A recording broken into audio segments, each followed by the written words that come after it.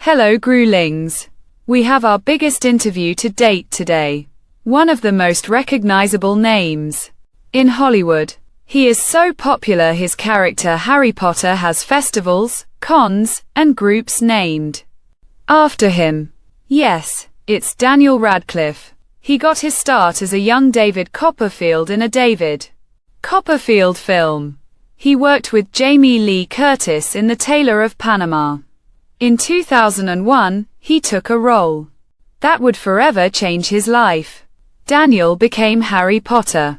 He would go on to star in a few Harry Potter films that were made. He is no stranger to horror films as he has been in Horns and Victor Frankenstein. He now stars in the latest thriller called Jungle. Daniel said his favorite book of the Harry Potter series is Harry Potter and the Prisoner of Azkaban.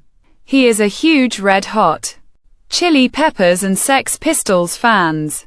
He actually is a bassist himself. Daniel is a huge fan of indie rock music and horror films. For charity, Daniel sold his hair and starred in a play called Equus where he was completely naked. Equus raised $203,746 for charity. Daniel is playing the role of Yossi Ginsberg in Jungle. The film is based on a true story about Yossi.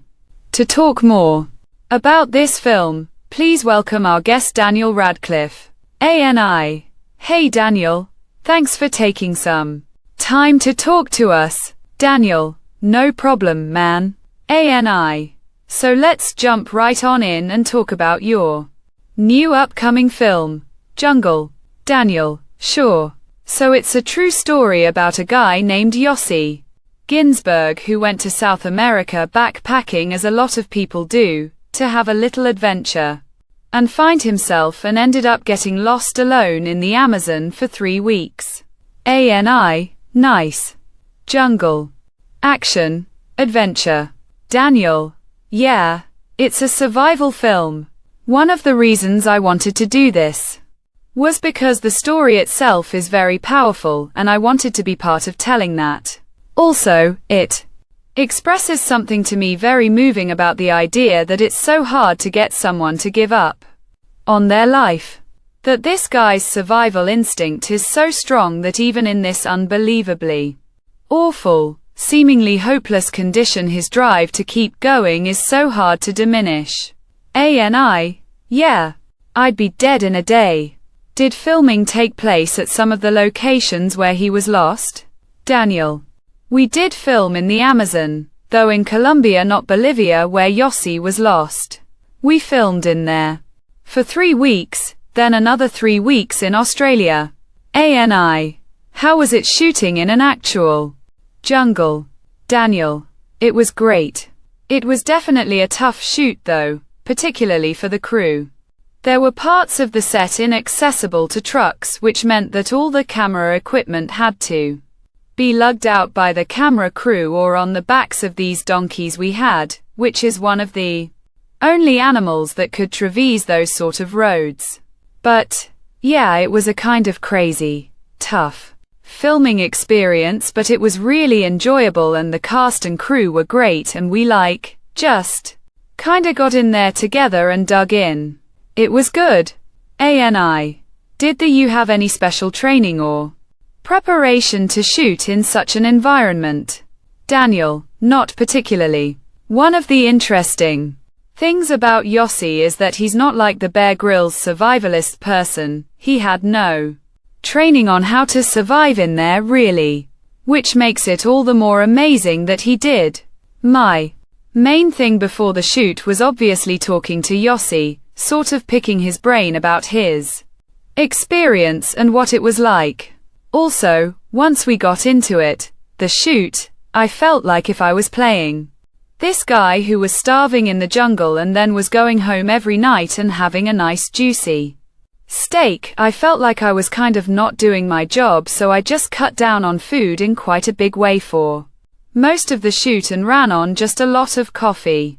No one really asked me to do that, but I don't know. I felt that it would make my job a lot easier if I made myself a little less comfortable, and it does. It's that kind of tiredness that real hunger brings when you feel it in your legs. And you just feel kind of exhausted all the time. I know there's that Lawrence of Olivier thing. Of, why don't you try acting? Laughs. But I find it helpful if I put myself in that head space, though I am by no means a method actor whatsoever, but I did find that particular thing just a little bit useful. I've read how you really throw yourself into a role and allow the film makers to basically go hard on you, such as in Swiss Army Man, in which you reportedly endured a lot willingly. Given that level of dedication, it surprises me to hear you don't consider yourself a method actor. Daniel, well, I like to think I'm very committed, and when I turn up on the set, you can do what the hell you like with me. With that particular film, I offered myself up as a sort of very willing ragdoll for our director. Laughs. But yeah, I'm never going to get onto set and be like, you have to call me Manny. I'm not method in that way. Laughs. Yeah, that's a bit much. One of the things I dig about you is that you really pick a lot of interesting roles. I'm curious, what's your thought process when choosing which role you take? Daniel, I don't really. There's not so much of a game plan.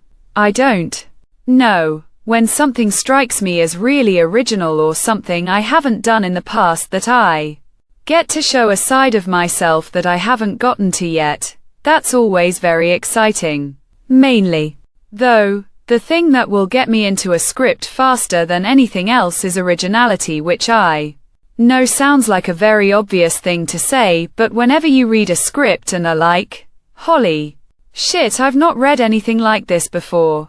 Like when I read Swiss Army Man, I was like, this is awesome. It was so different, and it did what it wanted and did its own thing, and it was also really clever and smart. Yeah, that kind of writing I think I just respond to really quickly. I'm in a position where I don't have to do things unless I'm really excited by them. 99% of actors, if they get given a job, they have to show up on that set and do it, but I only have to do it if it's something I love and want to be a part of. It's a very rare position to be in, and for the moment at least I'm taking full advantage of it.